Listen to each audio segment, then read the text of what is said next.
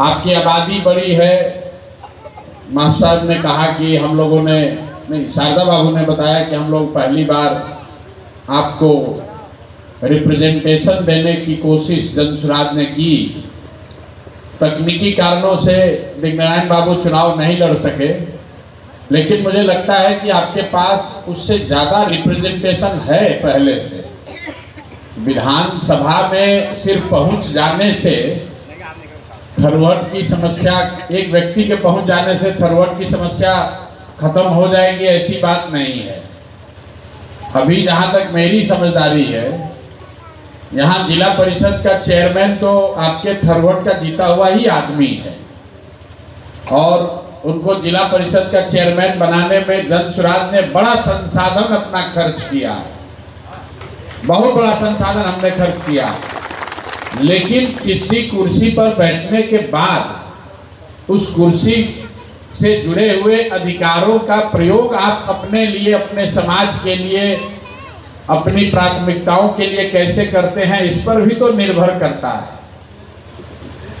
यहाँ पर एक जनरल बात है कि जो जिला परिषद के चेयरमैन बैठता तो कोई थारू समाज का आदमी है, लेकिन उसको चलाता वो है जो उसका डिप्टी चेयरमैन है। तो उससे कैसे निपटिएगा? उससे तो आपको ही निपटना पड़ेगा। तो ये बिल्कुल ठीक बात है कि आपको भागीदारी मिलनी चाहिए, लेकिन अगर वो भागीदारी सशक्त व्यक्ति को न मिले, समझदार व्यक्ति को न मिले, तो उसका कोई लाभ समाज को मिलने वाला नहीं है। और ये सिर्फ थारू समाज की बात नहीं है। आप एक सीट की लड़ाई लड़ रहे हैं। आप एससी समाज को देखिए, अनुसूचित जाति को बाबा साहब अंबेडकर के प्रयास से या संविधान निर्माताओं के प्रयास से आरक्षण मिला हुआ है। सैकड़ों लोग विधायक बने होंगे, मंत्री बने होंगे, सांसद बने होंगे, लेकिन आज भी पूरे देश में सभी विकास के मानकों पर अगर कोई एक समाज सबसे पीछे है तो वो एससी समाज है। तो भागीदारी जरूरी है, लेकिन सिर्फ भागीदारी से आपका उत्थान हो जाएगा ऐसा संभव नहीं है। अगर ऐसा होता तो कम से कम एससी समाज के लोग तो सब ऊपर चले गए होते। तो मेरा आपसे सुझाव यही है कि काबिल लोगों को आगे बढ़ाइए।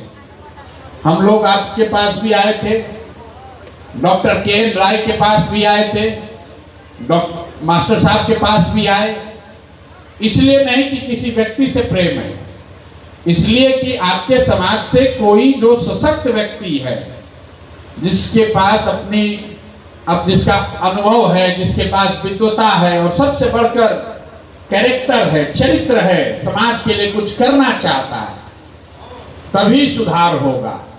वरना आप किसी भी राजनीतिक दल को सिर्फ इस नाम पर अगर वोट दे देंगे कि उसने किसी थारू को खड़ा किया है, तो भविष्य में भी आपका उससे बहुत भला नहीं होगा।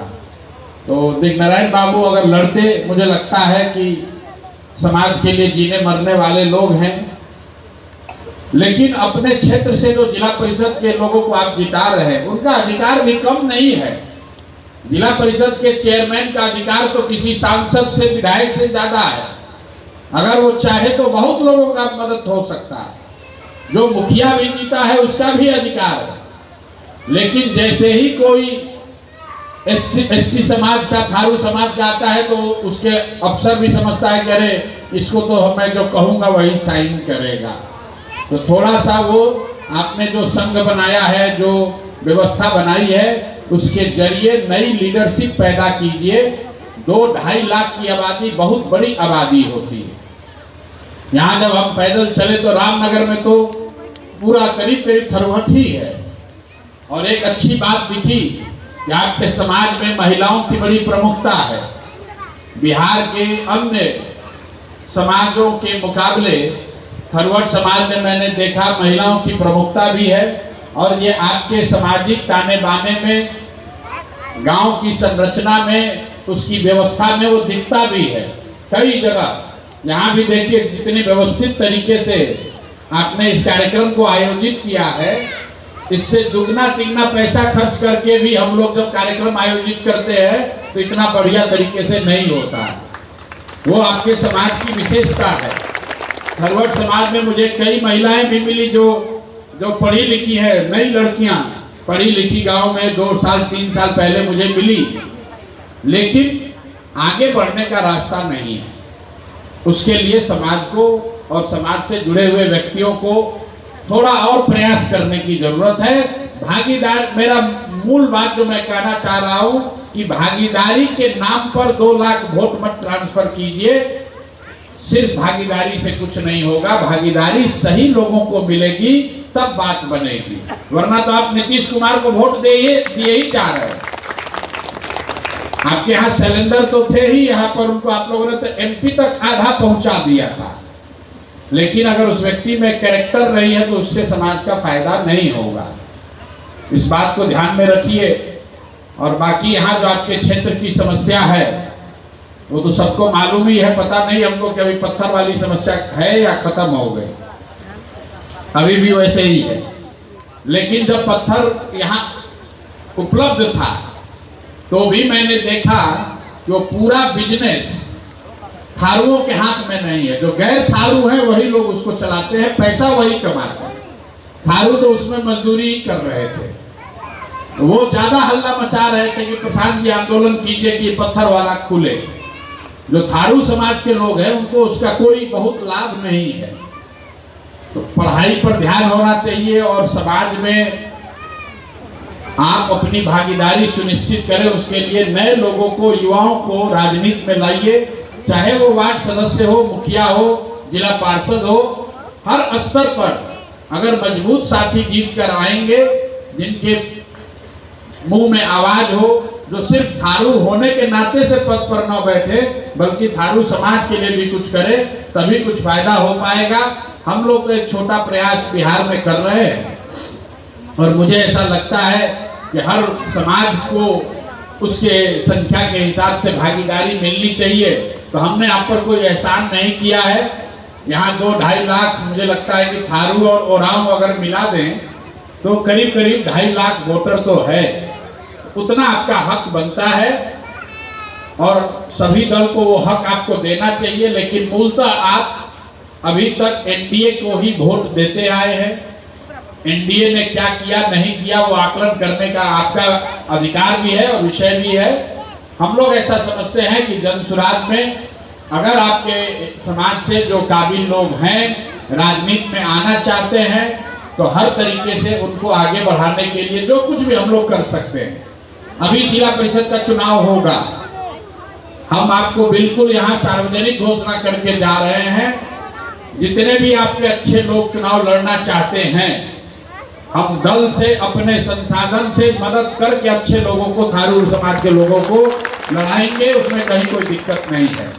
लेकिन ऐसे व्यक्ति को आगे बढ़ाइए, ऐसे आदमी का नाम दीजिए जो जीतने के बाद जिला परिषद के चेयरमैन से 10 लाख रुपया लेकर अपना वोट न बेचे।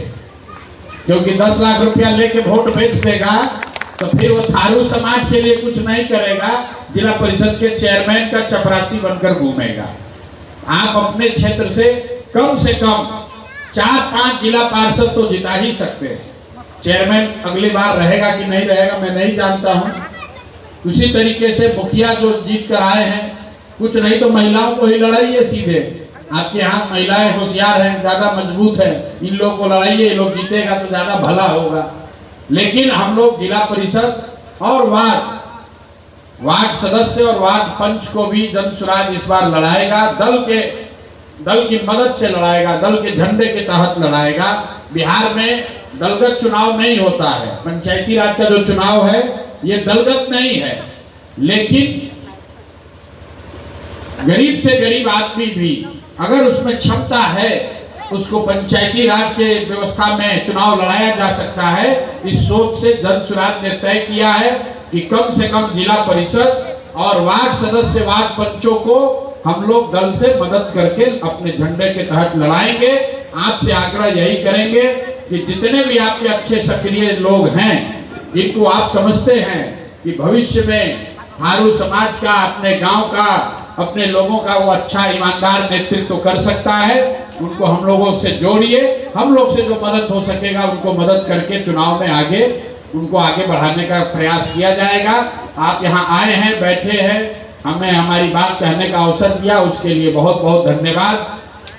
के राय साहब क्या भी जाना है मुझे, मेरे से पदयात्रा के दौरान वो मिलने आए थे, तो मैंने उस समय के राय जी को कहा था कि आपने इस क्षेत्र की बड़ी सेवा की है, बहुत लोगों का जान बचाया होगा, बहुत लोग आपको अच्छा मानते भी है।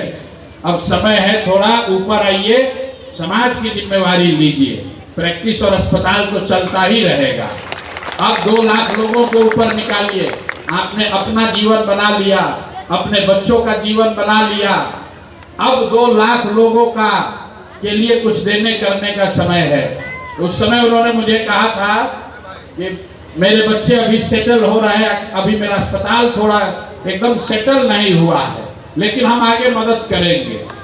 तो सिर्फ के राय की बात नहीं है, हम इस विचार को मानते हैं कि अगर आपने अपनी पराक्रम से, पुरुषार्थ से, अपने माँ बाप के आशीर्वाद से, ऊपर वाले की कृपा से जीवन में अगर आपने कुछ हासिल कर लिया है, तो एक समय के बाद ये आपकी जिम्मेवारी है कि आप समाज को कुछ वापस दीजिए, समाज के लिए कुछ कीजिए। अपने और अपने बच्चों का करने के बाद भी अगर करते हैं तो भी वो मानवता की बहुत बड़ी सेवा है।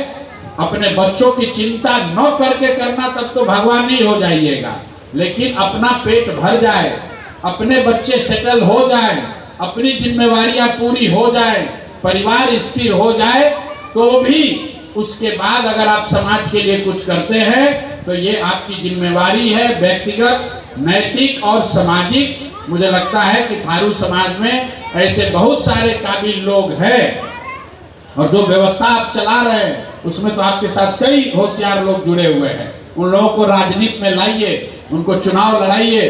सिर्फ सामाजिक लड़ाई से नहीं होगा। लोकतंत्र में सबसे बड़ी ताकत उसकी है जो जीत कर जा रहा है, जो नीति बना रहा है, जो आपके बच्चों के लिए धन का, व्यवस्था का इंतजाम कर सकता है। तो अच्छे काबिल लोगों को जितवाइए, क्योंकि जितने अभी थारू समाज में लीडर है, मुझे कहने में कोई गुरेज नहीं है, 100 में 90 ऐसा है जो न खड़ा होकर कुछ बोल सकता है, न कहीं कोई स्टैंड ले सकता है, न थारू समाज की बात कर सकता है। और जो आप लोग काबिल लोग हैं, आप ज्यादातर सामाजिक संस्थाओं से जुड़े हुए हैं, व्यक्तिगत तौर पर प्रयास कर रहे हैं, सरकार की मुख्य धारा से कहीं न कहीं कटे हुए हैं। तो जो सबसे काबिल लोग हैं थारू समाज में, उनको सरकार के सरकारी और लोकतांत्रिक व्यवस्था में मुख्य धारा में लाइए, तभी आगे बेहतर सुधार हो पाएगा। आप सबका एक बार फिर से शुक्रिया, धन्यवाद, बहुत बहुत शुक्रिया।